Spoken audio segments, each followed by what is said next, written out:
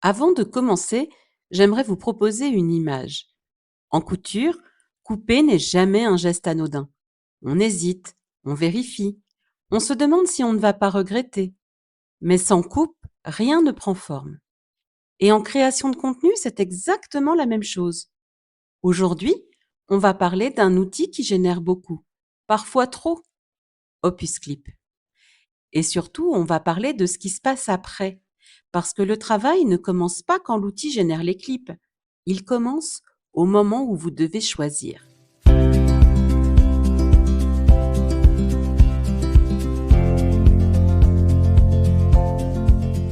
Vous écoutez l'Effet Chris Pro, le podcast. Si vous avez des idées plein la tête, mais que le temps ou l'énergie vous manque pour les transformer en contenu concret, si vous sentez que vos projets avancent mais de façon trop dispersée, et si vous cherchez des repères simples pour organiser votre création sans vous rajouter de charge mentale, alors installez-vous, vous êtes au bon endroit. Moi, c'est Christelle. Entre couture et digital, j'ai construit mon atelier. Un espace où la curiosité devient méthode, où l'intuition se transforme en processus. Ici, je vous ouvre les coulisses de ma création. Mes outils, mes workflows, mes ajustements. Entre Notion, IA, montage vidéo et tissus colorés, chaque épisode est pensé comme un rendez-vous cousu main. Un moment pour vous offrir des clés concrètes, directement utilisables dans vos propres projets. Un moment pour vous montrer comment transformer vos idées en systèmes qui vous ressemblent. Aujourd'hui, pas de tutoriel Opus Clip. Je ne vais pas passer en revue les boutons ni les paramètres. Je vais vous montrer comment je choisis pour ne pas me noyer ni hésiter pendant des heures. Et surtout, pour garder de l'énergie pour créer. Vous savez, j'ai longtemps cru que le problème venait de moi, que je n'étais pas assez rapide, pas assez décisive, jusqu'à ce que je comprenne que ce n'était pas un problème de compétence, mais de méthode. Laissez-moi vous raconter comment j'en suis arrivée là. Au début, quand j'ai découvert Opus Clip, j'étais émerveillée. Je me disais, enfin, un outil qui va me faire gagner du temps. J'importais mes podcasts, l'outil générait des clips, et je me retrouvais avec une liste interminable de possibilités. Au lieu de gagner du temps, j'en perdais. Parce que choisir parmi 18 options, c'est mentalement plus épuisant que d'en créer 3 de zéro. Et puis un jour, en préparant un patron de couture, j'ai eu le déclic. J'étais là, avec mes chutes de tissu, à me demander si j'allais les garder au cas où. Et j'ai réalisé. Je fais exactement la même chose avec mes clips. Je garde tout au cas où. Alors que ce dont j'ai besoin, ce ne sont pas toutes les options, c'est la bonne. Opus Clip fait quelque chose de très efficace. Vous lui donnez une vidéo longue, un podcast, une formation, une interview.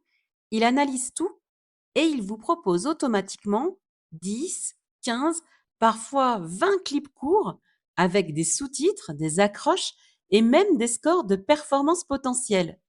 Sur le papier, c'est génial, mais dans la vraie vie, ça crée souvent l'effet inverse.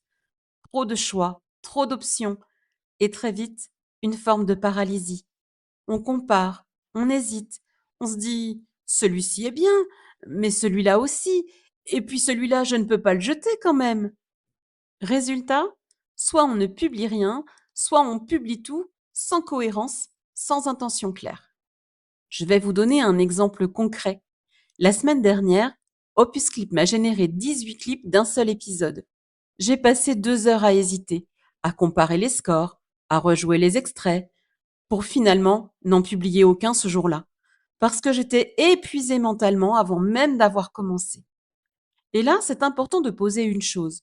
Le problème, ce n'est pas Opus Clip. L'insight clé, c'est celui-ci. Ce n'est pas l'outil qui décide, c'est vous. Opus Clip est un assistant, pas un directeur artistique.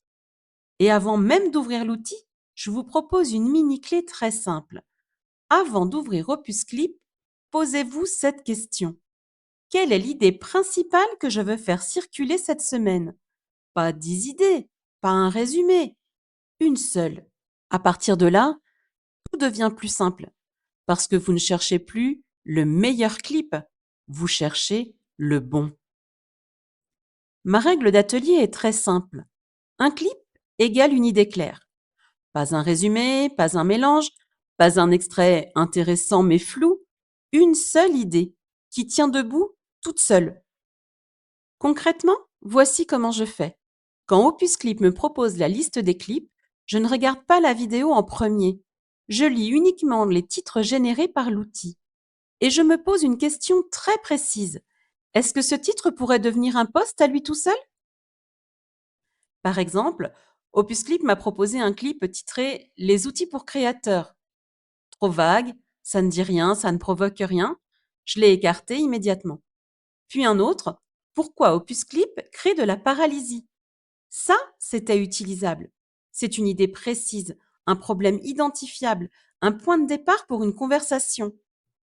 Je sélectionne ensuite 2, parfois 3, parfois 4 clips maximum, puis je vérifie une chose essentielle. Si quelqu'un ne voit que ce clip, est-ce que ça lui apporte quelque chose? S'il faut le contexte complet pour comprendre, je ne le garde pas. Et il y a aussi tout ce que je ne garde plus. Je ne garde plus les clips jolis mais flous, les transitions, les extraits qui rassurent mais n'accrochent pas. Et il y a une phrase que je me répète souvent. Si je dois expliquer le clip, c'est qu'il n'est pas assez clair. En couture, c'est exactement pareil. Quand on découpe un patron, on ne garde pas les chutes. On garde les pièces qui ont une fonction précise dans le vêtement final. Le patron, c'est la fonction et il n'y a pas de pièces inutiles. Avant d'arriver à ce système, j'ai fait toutes les erreurs classiques. Erreur numéro 1, publier tous les clips avec un bon score Opus Clip. Le score, c'est une prédiction algorithmique, pas une garantie. Et surtout, l'algorithme ne connaît pas votre audience. Erreur numéro 2, adapter mes idées aux clips proposés, au lieu de sélectionner les clips qui servent mes idées. C'est l'inverse total de ce qu'il faut faire. Erreur numéro 3, croire que plus de clips égale plus de visibilité. Non, plus de clips égale plus de bruit. Et dans le bruit, votre message se perd. Ce qui crée de la visibilité, c'est la cohérence, pas la quantité. Une fois cette sélection faite, le plus gros du travail est déjà derrière vous. Une fois les clips sélectionnés, je ne réinvente pas tout. Même visuel, des légendes adaptées selon la plateforme. Sur LinkedIn, c'est plus posé, plus professionnel. Sur Instagram, plus direct. Sur Substack, je peux enrichir le contexte. Ensuite, je programme tout en série. Tous les clips issus d'un même podcast sont programmés le même jour. Et une dernière étape souvent oubliée, j'archive. Dans Notion, je note quel clip parle de quelle idée. Je vais vous expliquer exactement comment je fais. Dans ma base Notion, chaque clip a 3 tags. L'idée principale, la plateforme prioritaire et l'émotion dominante. Parce que dans 6 mois, je ne me souviendrai plus de ce que contenait clip podcast 12 V3. Mais clip paralysie décisionnelle LinkedIn, ça, je le retrouve en 10 secondes. Et cette organisation m'a déjà sauvé plusieurs fois. Il y a 2 semaines, on m'a proposé une collaboration. On me demandait un exemple de contenu sur la prise de décision créative. Sans mon système d'archivage, j'aurais passé 1 heure à fouiller dans mes dossiers. Là, j'ai tapé décision dans Notion, retrouvé 4 clips pertinents en 30 secondes et j'ai pu répondre dans l'heure.